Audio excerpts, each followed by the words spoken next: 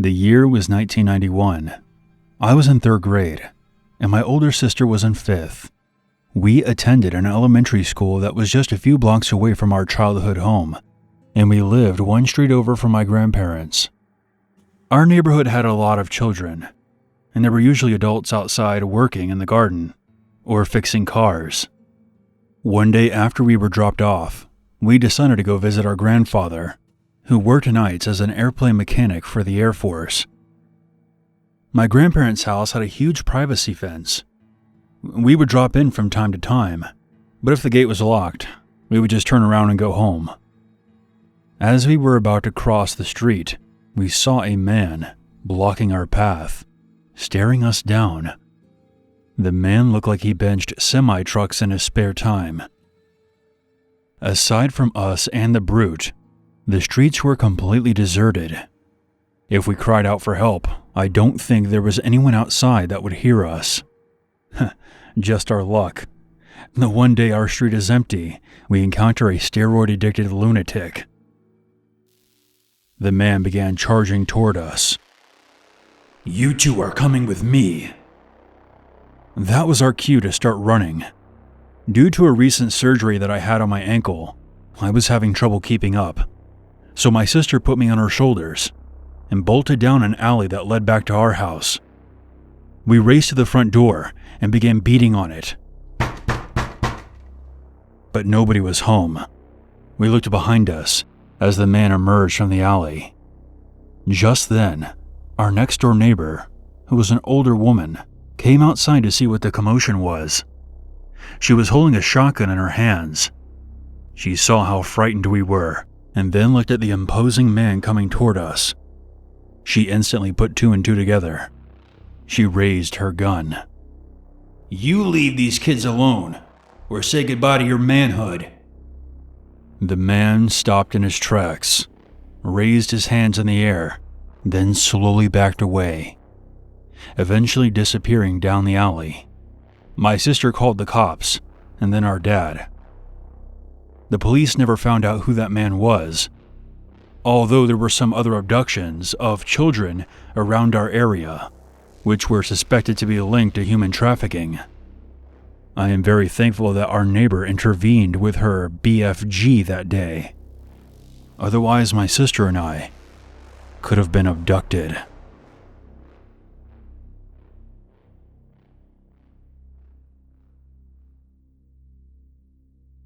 I was 23 years old when this happened, and I was living in the city of brotherly love at the time, Philadelphia.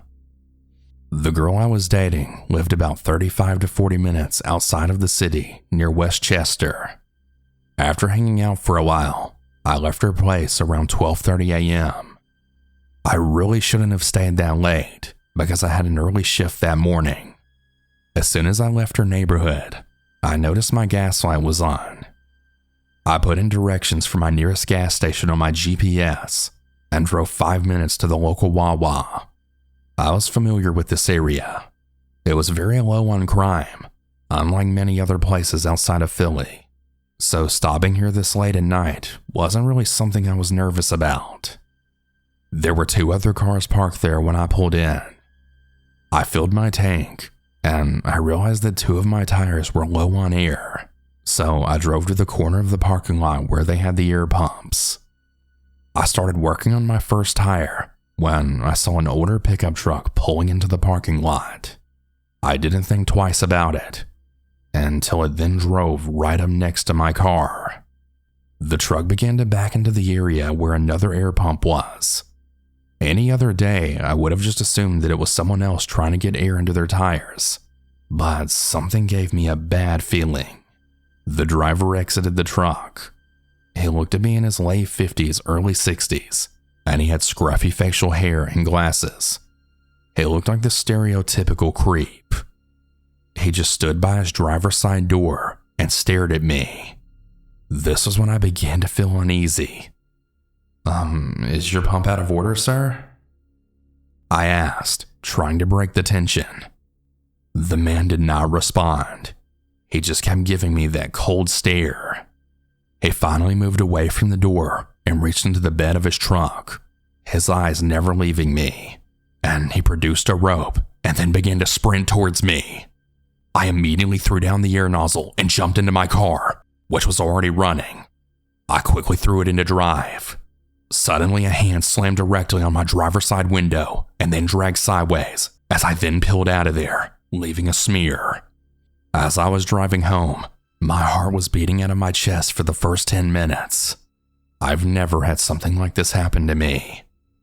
About 2 weeks later, I saw a girl I was friends with on Instagram post an article about multiple kidnappings in the Westchester area.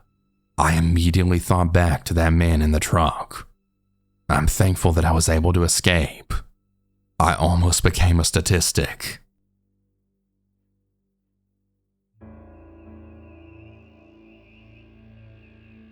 I am a female, and I am originally from Denmark, but I moved to America in 2009.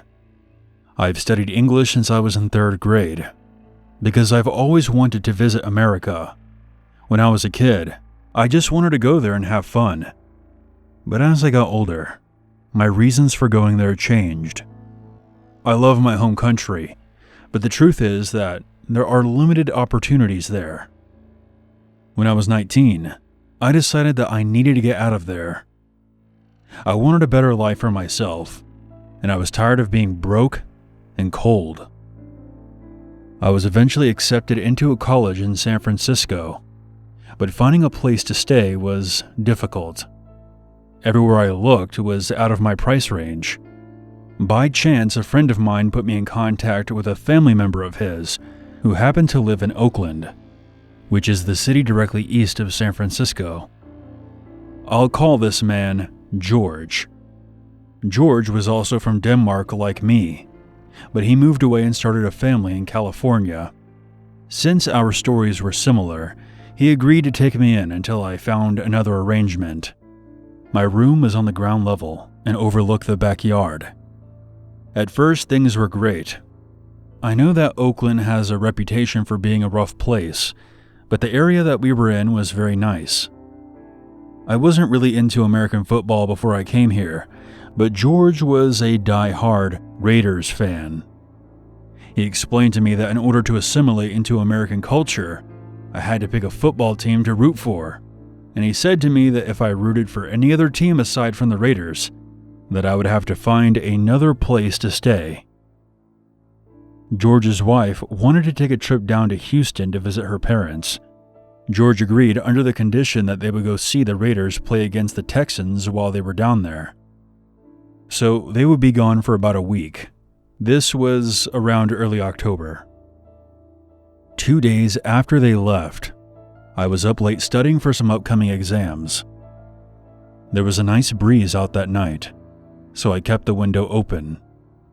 I must have dozed off at my desk, which has happened many times before, because when I woke up, I was still sitting in my computer chair. I was about to get up when I heard a sound that sent chills up my back.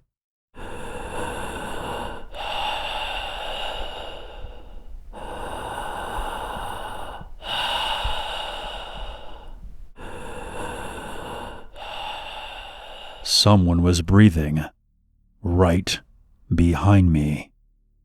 I quickly stood up, but before I could scream, I felt a hand covering my mouth, followed by a blade against my neck. "You make a sound, and I'll bleed you dry," a shaky voice said. Words cannot describe how scared I was in that moment. There was a mirror in front of the desk, and I saw my own terrified face in its reflection.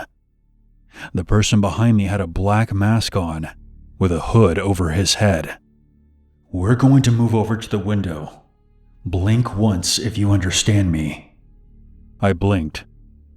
"Good. If you cooperate with me, you won't get hurt."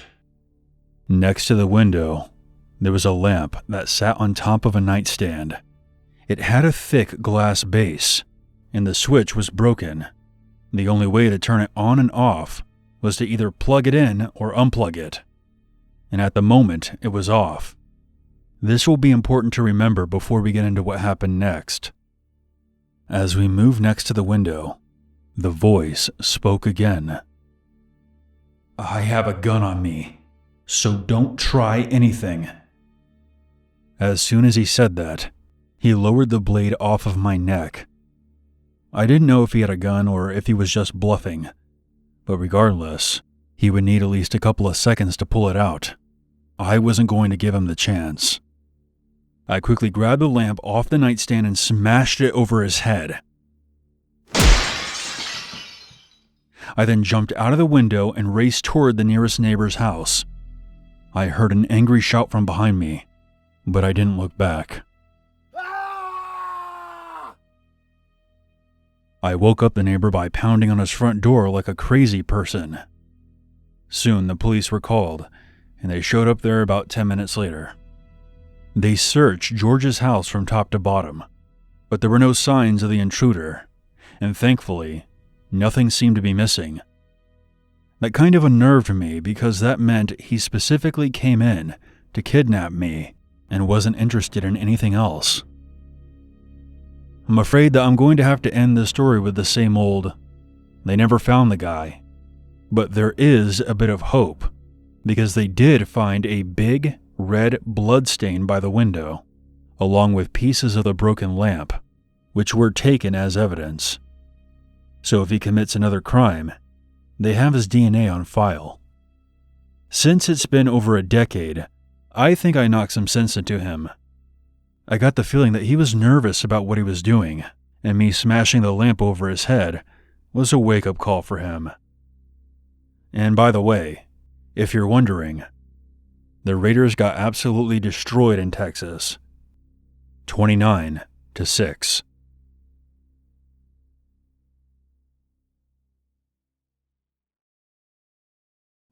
So I'm in my apartment trying to get these stories recorded.